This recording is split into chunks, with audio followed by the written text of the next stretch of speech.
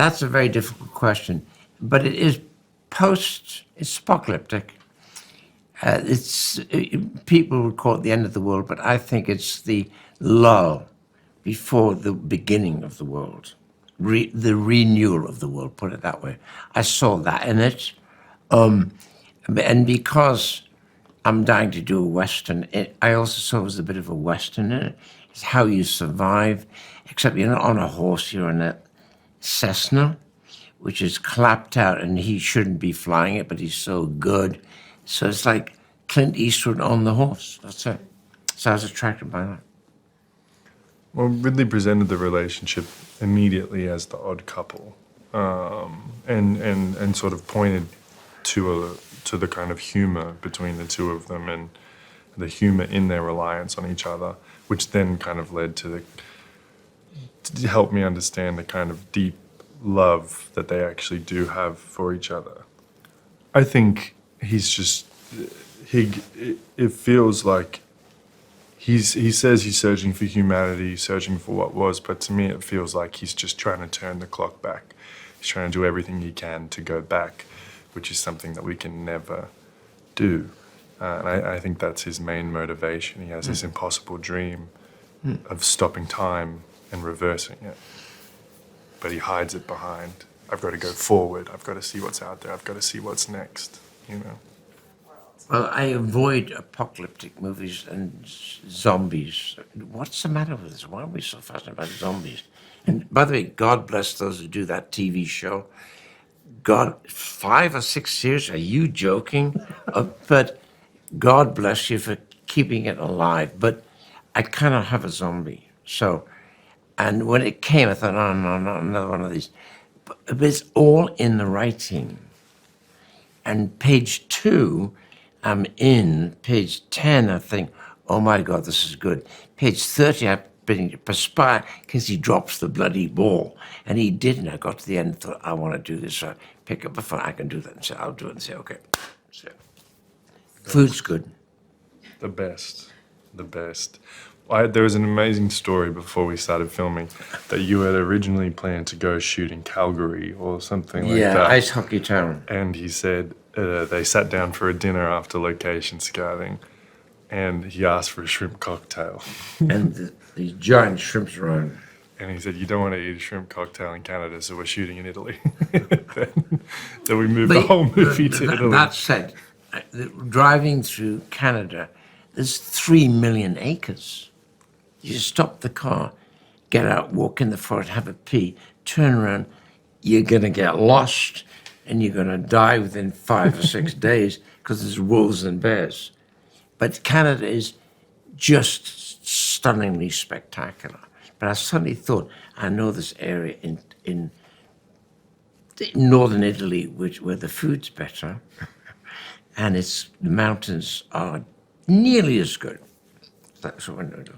Yeah. Sorry, Canada. So I love you dearly. we ended up doing this incredible tour from under the Dolomites down to Rome, tasting each region's cuisine whilst filming this, practical, hands-on, massive action film. And it felt like we shot at Cinecittà, and it felt like we were making a movie the way that they used to make movies, The Dog Stars is a post-apocalyptic film which is the result of a blood disease, or, in our way it would be COVID. If COVID were taken further and had a larger effect. And in the people who are left over and who have survived it are having to survive. And when they run out of supplies and all that, they want to get them from something else. So it becomes like a Cormac McCarthy's The Road kind of thing, where everybody's just trying. It becomes a study on selfishness. And and then it's the relationship, at least from my end, between these two guys. One who's designed something that he's very comfortable with, and a relationship with Hig that he's very comfortable with. And Hig is in the mentality of maybe that there's more of this outside. I'm like, why do you want to go outside when you have me? Companionship. And I don't know if anybody would necessarily see that given how he presents himself, because he tries to guilt Hig into staying. He uses all these tactics that I would never use personally, but they're, manly tactics or whatever, things that I've kind of probably looked down on. But I get that he just wants exchange, and even when Hig leaves, even being ambushed is a sense of exchange. So he's welcoming of it. It's the idea of being alone that I think terrifies my character. Yeah. Like, I'd do anything in Italy. Anything. I mean, it wasn't the reason why I took the movie. Ridley's the reason, and then Jacob and everybody else. But, Italy didn't hurt. I mean, it's so beautiful. I mean, it looks like a David Attenborough, Nat Geo film when you see how beautiful it is, and the plane going through and the mountains in the background and the Alps and all that. Is amazing. But everything about Italy's my place. The people I understand. I'm so animated in our own country in the U.S. People are like, oh, what's the matter? I go to Italy and it's like the 87-year-old grandmother I understand better than most people I understand back in my own hometown, because it's just out there. It's just inviting and welcoming and passionate, and it was great. I loved it. We were in a little village and I was with my family. My kids were there. My wife was there. I have great pictures of them in these like old chapels. And it's just brilliant, brilliant. I felt very lucky to be there. Him, when you're working with a guy who's willing to beat to his own drum, and it looks rebellious, but it's just respectful of yourself. And he's like, look, I want to change genres. I want to challenge myself. You see a lot of filmmakers that were great and then they lost it somehow. I've never seen Ridley lose it. Like, he may have films that people enjoy more than other films, and that's the case with anybody. But as an 88-year-old guy, as long as you can get past the muttering, and I've learned we have such a shorthand at this point. And in the beginning, I panicked. I was like, oh, he's gone insane. And then I realized that there's still such a specific design in him creating something that has a solid ground, but feels like it's chaotic. And I think within that, you get magic, where you wouldn't necessarily with another director who is set on designing his vision. I think he has a vision, but then he also has massive respect with this old school theater mentality of, let's experiment. Let's see what else is there. Let's find the diamond that nobody's found, I have high respect for him. I love him very much. Okay. Dog Stars, The Dog Stars, is about life after the end of the world. It follows Hig, played by Jacob Elordi, who's lost his wife, and he's found himself living with Josh Brolin's character, Bangley. And they've, kind of set up a camp together and built this friendship, and Hig has a inner desire and hope for more, and finds himself risking everything for the prospect of a bigger life. And that leads him to my character, Cima, and my character's father, played by Guy Pearce. And they kind of have like a budding friendship. Cima, I was so attracted to her hope. She's got this kind of compass towards the sun, and she's a caretaker, and I think a big part of her identity is to help other people.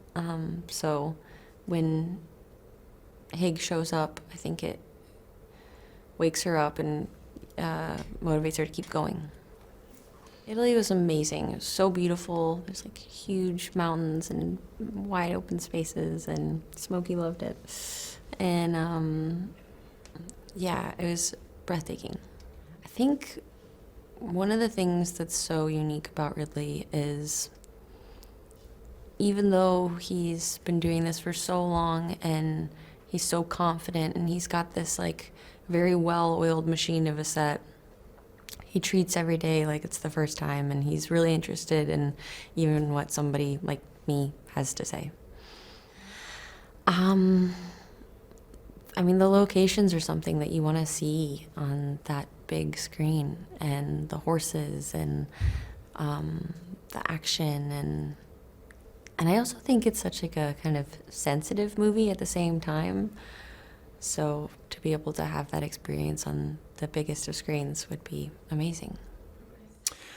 Well, The Dog Stars, obviously authored by Peter Haller in his lovely novel, and obviously our adaptation as Ridley Scott's film, looks at a post-apocalyptic world, which I know we've seen many times in books and films before, but there's actually something I think very different about this, particularly initially, obviously, in Peter's book, because there's a dreamlike kind of hopeful quality about almost looking at this post-apocalyptic situation as an opportunity to go, what sort of life do we create now after this?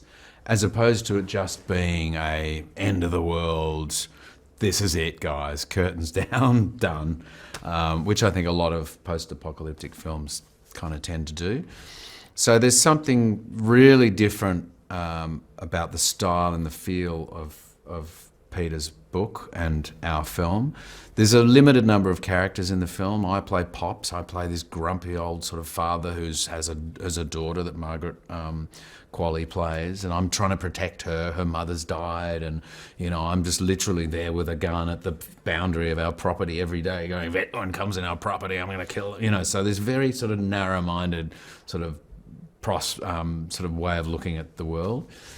And meanwhile, in another part of the world is Jacob Elordi, who has this small airplane, who just wants to get out and sort of meet people and see if there's other life out there.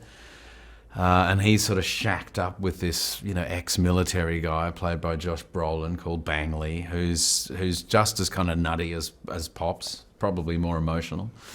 So it's this sort of strange little mixture of characters, and obviously Hig, in his small plane, comes across our property, and a new relationship, begins between Margaret and Jacob's characters. So there is a sense of hope about this world, this sort of crazy world that we're now living in, So yeah, beautiful story.